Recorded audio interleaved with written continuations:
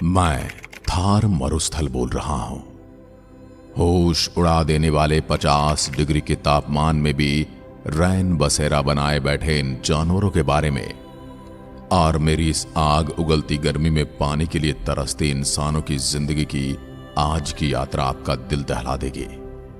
इस तपती गर्मी में मरते मवेशी, परेशान थार का पशुपालक और उसकी जिंदगी आपको झकझोर देगी। मैं बताऊंगा आपको कि मेरे यहां इस जला देने वाली धूप में भी कौन कौन से पेड़ जीवित रह पाते हैं। इस वीडियो में जीके के सारे क्वेश्चन आंसर कवर करेंगे।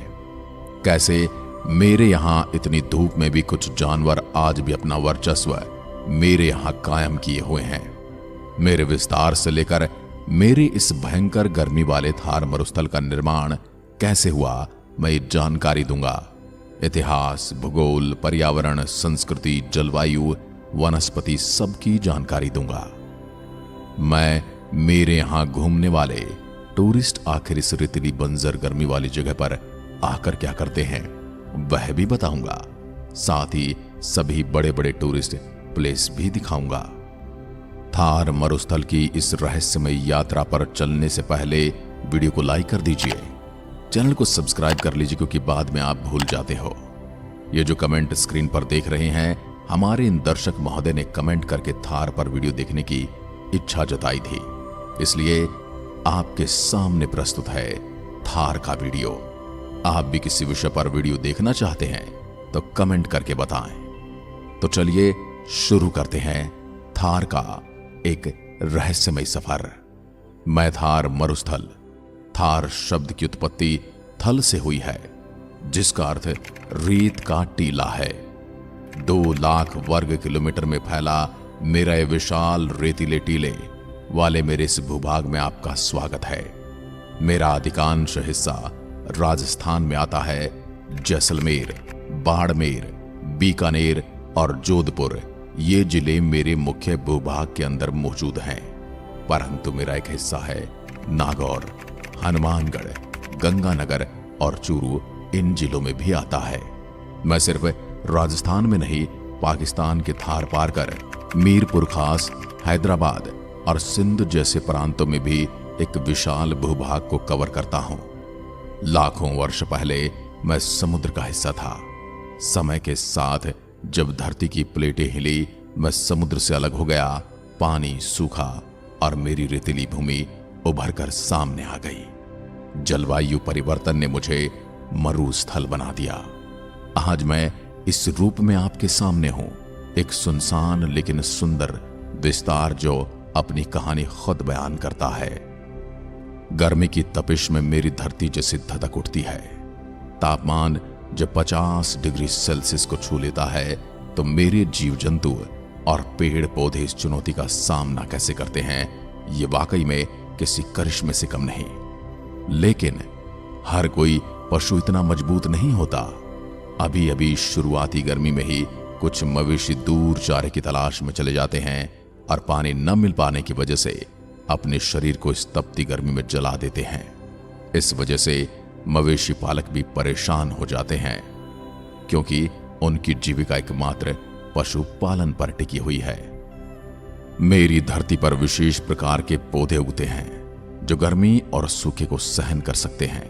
कीकर, खेजड़ी और बबूल मेरी धरती के सजीव गवाह हैं। खेजड़ी, जिसे प्रोसोपिस सिनेरारिया भी कहा जाता है, वह तो गर्मी में भी हरियाली का आश्वासन देता है।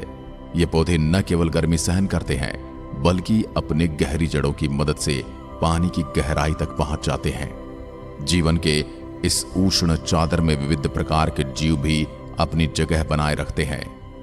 गोडावण, जिसे ग्रेट इंडियन बस्टर्ड कहा जाता है, मेरे यहां एक दुर्लभ पक्षी है जो अपने विशाल आकार को भव्य चाल के लिए जाना जाता है। चिंकारा, भारतीय हिरण का एक प्रकार जो खुले मैदानों में चपलता से घूमता है। और ब्लैक बग, जिसकी तेज दौड़ और सुंदर सींग मुझे हमेशा से प्रिय रहे हैं। मेरे यहाँ के सरीसृप भी कम नहीं है, जैसे कि सांप और छिपकलियां जो रेत में अपना घर बनाते हैं और तेज धूप से बचने के लिए रेत में ही छिप जाते हैं। इस गर्म और विशाल मरुस्थल में जहां जीवन की हर सांस एक चुनौती है, वहां करीबन 40 लाख लोग मेरे आगोश में अपना घर बनाए हुए हैं। ये निवासी अपनी मेहनत, साहस और जीवटता की जीवन की हर बाधा को पार करते हैं। इनमें से अधिकांश छोटे किसान या पशुपालक हैं, जिनका जीवन प्रकृति की मर्जी पर निर्भर करता है। गर्मी के महीने में जब धूप से बालू तपने लगती है, पानी की एक एक बूंद कीमती हो जाती है। मेरे बच्चे अक्सर मीलों दूर से पानी की मात्र एक मटकी भरने के लिए चलते हैं। यहां तक कि बच्चे और महिलाएं भी इस कठिन कार्य में अपने हाथ बटाते हैं। परंतु मेरे लोग हार नहीं मानते। वे विभिन्न तरीकों से पानी का संचय करते हैं। तालाब और बावड़ियां जो बारिश के पानी को संग्रहित करती हैं, उनकी जीवन रेखाएं हैं। पानी को संरक्षित करने के लिए टांका प्रणाली का भी उपयोग किया जाता है, जिसमें छोटे जलाशय बनाकर पानी को भूमि के अंदर संग्रहित किया जाता है। इन जल स्रोतों को वो साल भर बड़े ही सावधानी से प्रयोग करते हैं। टांका प्रणाली वो होती है जिसमें मेरे यहाँ के रहवासी अपने घर के आसपास जमीन के अंदर एक बड़ी पानी की टंकी बना देते हैं और उस टंकी के ऊपर एक जाली लगाकर एक मुंह बना लेते हैं। जैसे ही बारिश होती है, बारिश के पानी से वो टंकी भर जाती है। उसके बाद तपती रेतीली भूमि में गर्मी के दिनों में इस पानी का उपयोग बूंद बूंद करके किया जाता है और जैसे तैसे अपनी प्यास बुझाते हैं। मेरी इस रेगिस्तानी पट्टी में वार्षिक वर्षा की दर बहुत कम है। यहाँ पश्चिम में वार्षिक वर्षा 100 मिलीमीटर या उससे कम और पूर्व में लगभग 500 मिलीमीटर होती है। वर्षों की स्थिति काफी अनियमित है और साल दर साल इसके औसत में भारी उतार चढ़ाव आता है। मानसून काल जुलाई से सितंबर के बीच होता है। दूसरे मौसम में पूर्वोत्तर से हवाएं चलती हैं। मई और जून सबसे गर्म महीने होते हैं, तब तापमान 50 डिग्री तक पहुंच जाता है। जनवरी के महीने में ठंड के दौरान न्यूनतम तापमान 5 से 10 डिग्री तक रहता है। मई और जून में मौसम में 140 से 150 किलोमीटर प्रति घंटा की गति से तेज धूल भरी हवाएं और आंधियां चलती हैं। मेरे इस विशाल मरुस्थल का भाग हर साल आधा किलोमीटर की रफ्तार से उत्तर पूर्व की ओर बढ़ रहा है। आने वाले समय में ये भारत के भू उपयोग का नक्शा ही बदल देगा। Indian space research organisation ISRO की ताजा रिसर्च में यह खुलासा हुआ है कि कल तक राजस्थान की पहचान रहे मरुस्थल में अब हरियाणा, पंजाब, उत्तर प्रदेश तथा मध्य प्रदेश तक अपने पांव पसार लिए हैं। कृषि और वानिकी पर आजीविका चला रहे 60% लोगों के सामने रोजी रोटी का संकट खड़ा होने की आशंका पैदा हो गई है। मेरे यहाँ सड़कें और रेल मार्ग कम है। थार के दक्षिणी भाग में एक रेलवे लाइन है। रेगिस्तान के भारतीय हिस्से में एक दूसरी रेलवे लाइन है जो मेड़ता रोड से बीकानेर होकर सूरतगढ़ पहुंचती है। एक दूसरी रेलवे लाइन जोधपुर और जैसलमेर को जोड़ती है। रेगिस्तान के पाकिस्तानी हिस्से में बहावलपुर से हैदराबाद को जोड़ती एक रेलवे लाइन है। 1947 में हुए भारत पाकिस्तान विभाजन से सिंधु नदी की सिंचाई नहर प्रणाली का अधिकांश भाग पाकिस्तान क्षेत्र में चला गया, जबकि भारतीय हिस्से का एक बड़ा रेगिस्तानी क्षेत्र असिंचित रह गया। 1960 के दौरान देशों के बीच हुए सिंधु जल संधि के द्वारा निश्चित किए गए अधिकार व अनुबंधों ने सिंधु नदी के जल के उपयोग की सीमाओं को निर्धारित कर दिया। मेरी विस्तृत धरती पर विविधता की छाया बिखरी हुई है। यहाँ हिंदू, मुस्लिम दोनों संप्रदायों के लोग साथ साथ निवास करते हैं। इनकी सांस्कृतिक और सामाजिक परिस्थितियां विविध हैं, जो एक जटिल लेकिन रंगीन तस्वीर प्रस्तुत करती है। हालांकि देखा गया है एक समुदाय की आबादी थोड़ी बढ़ती जा रही है। आंकड़ों के अनुसार दूसरे समुदाय के प्रजनन की दर थोड़ी कम है।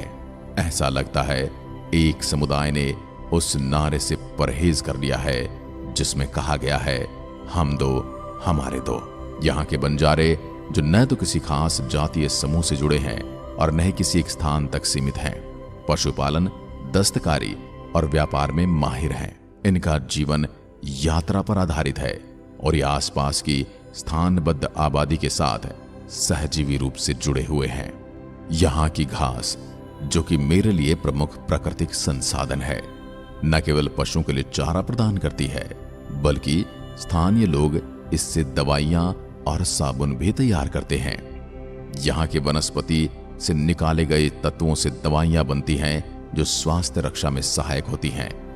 मेरे थार में युद्धों की शुरुआत प्राचीन काल से हो गई थी, जब विभिन्न राजवंशों ने मेरी भूमि पर अपना अधिकार जमाने के प्रयास किए। मेरी भूमि व्यापारिक मार्गों के लिए भी महत्वपूर्ण रही है, जिससे इसका सामरिक महत्व बढ़ जाता है। आधुनिक युग में विशेषकर भारत पाकिस्तान के बीच के संघर्षों में मेरा नाम उभर कर आया। 1965-1971 के युद्धों में मेरी रेतों ने बहुत कुछ देखा और सहा। इन युद्धों में दोनों देशों की सेनाएं मेरे विस्तृत मैदानों में आमने सामने खड़ी थी और मेरी भूमि पर कई वीर योद्धाओं ने अपना बलिदान दिया। मेरी विशाल रेतीली भूमि रंगीन संस्कृति और ऐतिहासिक स्थलों का मिश्रण पर्यटकों को एक अद्वितीय अनुभव प्रदान करता है।